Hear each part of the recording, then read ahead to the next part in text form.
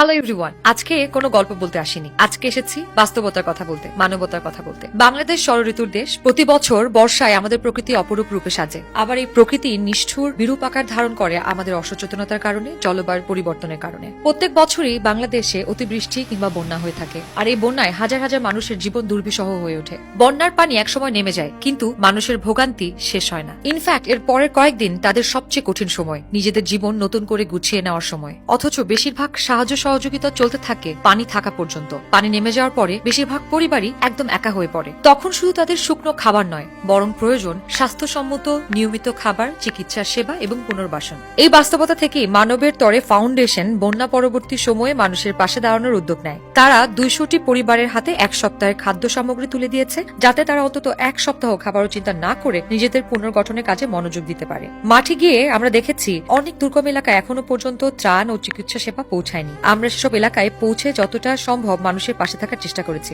এই উদ্যোগে সহযোগিতা করার জন্য আন্তরিক ধন্যবাদ জানাই ন্যাচারালস বাই রাখি, আরুষ লাইফস্টাইল, জিয়ার ফার্নিচার এবং নিউ সততা জুয়েলার্সকে। এখনো এসব বন্যা কবলিত এলাকায় মেডিকেল ক্যাম্প এবং বসতবাড়ি নির্মাণ অত্যন্ত প্রয়োজন। আসুন আমরা যার যার জায়গা থেকে বন্যা কবলিত মানুষের পাশে দাঁড়াই, কারণ আমরা যখন একসাথে থাকি তখন যে কোনো দুর্যোগ মোকাবেলায় একদম সহজ হয়ে যায়।